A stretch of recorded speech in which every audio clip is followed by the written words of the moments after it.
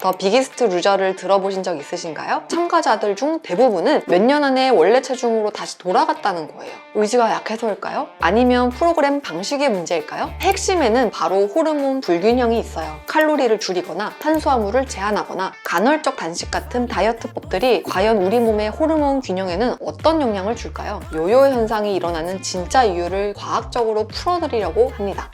혹시 미국에서 방영된 다이어트 서바이벌 프로그램 더 비기스트 루저를 들어보신 적 있으신가요? 참가자들이 수개월 동안 혹독한 훈련과 식이 조절로 40kg, 많게는 90kg 이상 감량하는 모습을 보여주면서 엄청난 화제가 됐던 프로그램이죠. 그런데 놀라운 사실이 있습니다. 우승자와 최종 결승까지 올라간 참가자들 중 대부분은 몇 년 안에 원래 체중으로 다시 돌아갔다는 거예요. 심지어 어떤 분은 3일 만에 10kg 가까이 다시 쪘다라고 고백하기도 했습니다. 왜 이렇게 될까요? 의지가 약해서일까요? 아니면 프로그램 방식의 문제일까요? 사실은 그보다 훨씬 복잡한 이유가 숨어 있습니다. 몸속 호르몬의 변화, 기초 대사량의 급격한 저하, 그리고 뇌와 장이 보내는 강력한 원래 체중으로 돌아가라는 신호 때문이에요. 오늘 영상에서는 바로 이 요요 현상이 일어나는 진짜 이유를 과학적으로 풀어드리려고 합니다. 영상을 끝까지 보시면 많은 도움이 되실 거예요. 실제로 미국 국립보건원에서 더 비기스트 루저 참가자들을 6년 동안 추적 조사한 연구가 있습니다. 결과가 굉장히 충격적이었는데요. 참가자 대부분이 감량했던 체중을 상당 부분 다시 되찾았고 그 과정에서 중요한 변화가 관찰되었습니다. 첫째, 기초 대사량이 다이어트 전보다 평균 하루 약 500kcal 이상 낮게 유지되고 있었습니다. 즉, 같은 양을 먹고 같은 활동을 해도 다이어트를 하기 이전보다 에너지 소모가 줄어든 상태가 고착된 거죠. 둘째, 렙틴 수치가 현저히 감소한 채로 장기간 지속됐습니다. 렙틴은 지방 세포에서 분비돼서 배부르다라는 신호를 주는 호르몬인데 체지방이 줄어든 후에 오랜 기간 충분히 회복되지 않은 거예요. 그 결과 뇌는 배부르다는 신호를 못 받아서 계속해서 먹어라 라는 신호를 보내게 됩니다. 즉, 요요 현상은 단순히 생활 습관이나 의지 부족이 아니라 우리 몸이 원래 체중을 되찾으려는 강력한 생리적 방어 기전 때문이라는 사실이 과학적으로 확인된 거예요.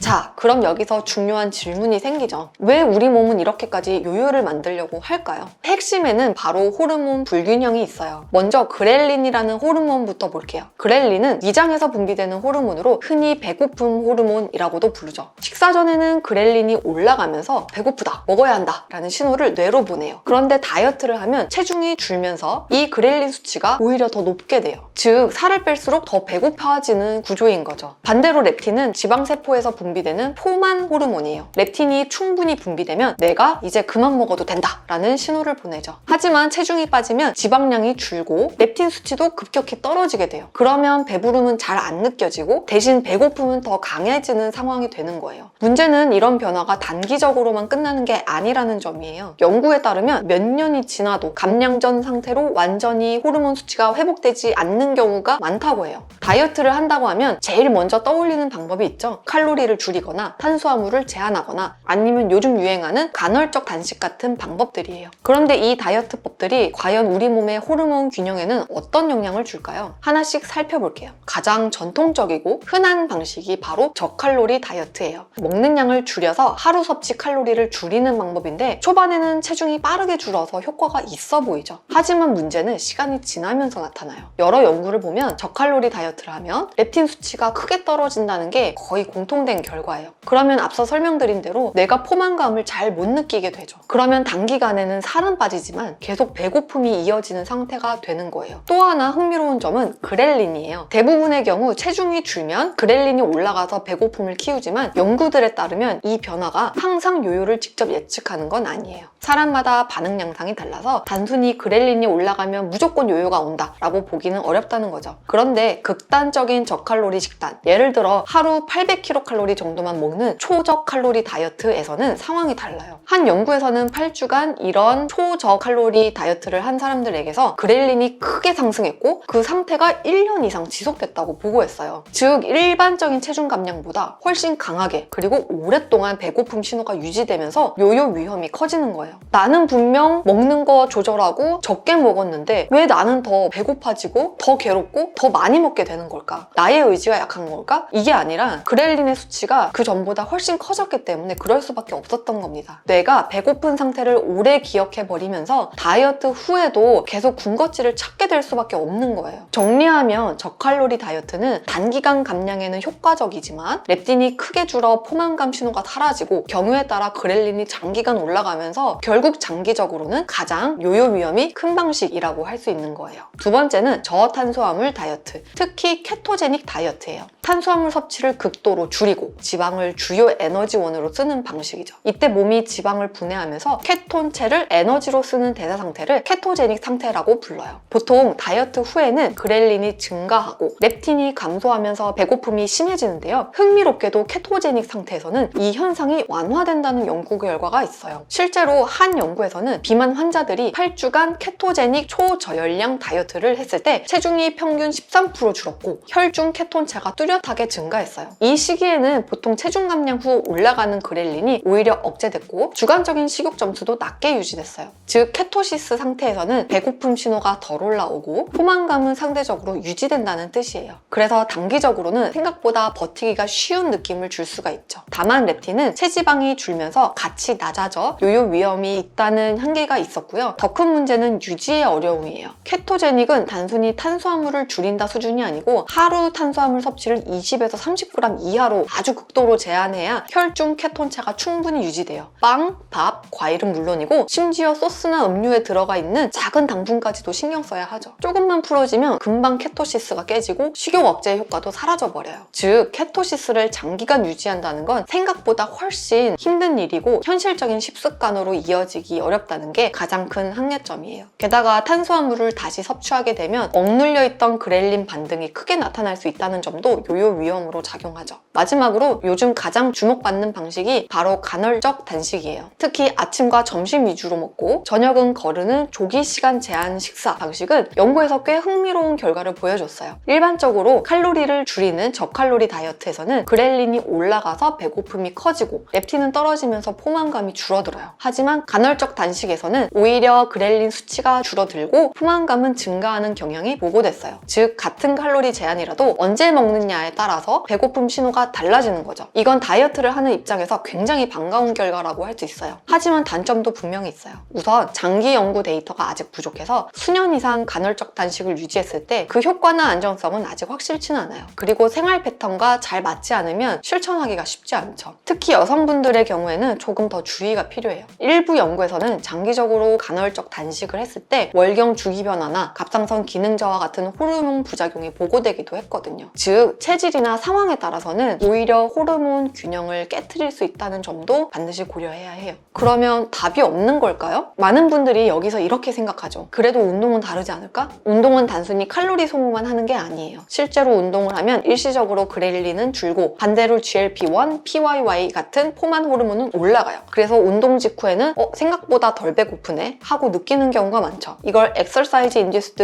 anorexia, 운동 후 식욕 억제 현상이라고 불러요. 또 근육량이 늘어나면서 기초 대사량이 올라가니까 얼핏 보면 체중 유지에 가장 희망적인 전략처럼 보이기도 해요. 그런데 여기에도 한정이 있습니다. 운동을 몇 주, 몇 달 꾸준히 이어가면서 체중이 실제로 줄어들면 오히려 몸은 반대 신호를 보내기 시작해요. 체지방이 줄면 공복 그렐린이 다시 올라가고 포만감을 주는 렙틴은 떨어지는 패턴이 반복된다는 거죠. 예를 들어 지구력 운동이나 장기적인 생활습관 교정 프로그램에서 비만 환자들을 추적해보면 처음에는 배고픔이 줄지만 시간이 지나면서 그렐린은 오히려 높아지고 렙틴은 감소하는 결과가 보고돼요. 이건 몸이 살이 너무 빠졌다, 다시 회복해야 한다는 신호를 보내는 거예요. 결국 운동은 건강에 필수적이고 단기적으로는 식욕 억제 효과가 있지만 체중이 많이 줄어드는 순간 우리 몸의 호르몬 보상 반응 앞에서는 마찬가지 한계에 부딪히게 된다는 게 문제죠. 제가 지금까지 여러 가지 식이요법 다이어트를 소개해드렸는데요. 가장 오랫동안 유지할 수 있는 방법을 선택을 하실 수 있도록 제가 각자 방법에서 좋은 점과 한계점을 모두 얘기 드렸어요. 지금까지 보신 것처럼 식이요법만으로도 운동만으로도 결국은 그렐린이 상승하고 렙틴이 감소하는 호르몬 보상 앞에서는 체중 유지가 쉽지 않았어요. 바로 이 지점에서 최근 몇 년 사이 등장한 GLP-1 작용제, 대표적으로 위고비, 마운자로 같은 약제가 큰 주목을 받고 있죠. GLP-1은 원래 우리 장에서 분비되는 호르몬으로 음식을 먹으면 혈당을 낮추고 포만감을 주는 역할을 해요. 그런데 주사제를 통해서 이 신호를 강하게 오래 유지해주면 어떤 일이 벌어질까요? 식욕이 자연스럽게 줄어들고 위 배출 속도가 느려져서 포만감이 오래 유지되고 결과적으로 억지로 참는 다이어트가 아니라 몸 자체가 덜 배고픈 상태로 바뀌는 거예요. GLP-1은 원래 우리 장에서 분비되는 호르몬인데 그렐린과 렙틴과 직접 상호작용을 하면서 포만감을 유도한다는 것이 밝혀졌어요. 사람 대상 연구에서 GLP-1 투여가 식후 그렐린 상승을 억제하고 동물 실험에서도 GLP-1 수용체 활성화가 공복 상태의 그렐린을 강하게 낮췄다는 결과가 있어요. GLP-1 작용제인 리라글루티드를 투여한 연구에서 체중 감량 후 렙틴의 감소가 덜하고 수용체의 반응이 유지되면서 렙틴의 저항성 개선 효과까지 보고된 거예요. 다시 말해 단순히 배를 채워주는 것이 아니라 렙틴과 시너지를 내서 식욕 억제 효과를 강화하고 배고픔 호르몬은 낮추고 포만 호르몬은 살려주는 방식으로 몸속 회로 자체를 바꿔준다고 볼 수 있죠. 여기서 PYY라는 호르몬도 중요한데요. PYY는 음식을 먹고 나면 소장에서 분비돼서 배부르다, 그만 먹어도 된다는 신호를 뇌로 전달하는 호르몬이에요. 보통 다이어트 후에는 PYY 반응이 약해져서 같은 양을 먹어도 덜 포만하게 느끼게 되는데 리라글루티드 사용군에서는 식후 PYY가 더 높게 유지됐습니다. 요즘 핫한 마운자로도 GLP-1 작용제 중에 하나인데요. 연구에서 일정 기간 동안 이 약을 사용하다가 중단한 사람들을 추적해봤어요. 예상대로 체중이 조금씩 다시 늘긴 했어요. 그런데 흥미로운 점은 완전히 원래 체중으로 돌아간 건 아니었다는 거예요. 평균적으로 보면 약을 끊은 지 1년 반이 지나도 처음 시작했을 때보다 약 10% 정도 감량된 상태가 유지됐습니다. 물론 이 연구가 88주, 즉 1년 반까지만 추적한 거라 더 오래 가면 체중이 더 돌아올 수도 있어요. 하지만 기존의 다이어트처럼 빠르게 원래대로 회귀하지는 않고 최소한 어느 정도는 감량 효과가 남는다는 건 큰 차이점이죠. 10% 감량이 별로네 라고 들릴 수도 있지만 의학적으로는 아주 큰 숫자예요. 체중의 10%만 줄어도 당뇨, 혈압, 지방간, 심혈관 질환 위험이 유의미하게 감소한다는 게 여러 연구에서 확인됐거든요. 그래서 GLP-1 주사제는 단순히 살 빼는 약이 아니라 요요의 핵심 기전이었던 그렐린 상승, 렙틴 감소 루트를 차단하는 유일한 전략에 가까운 치료제라고 할 수 있어요.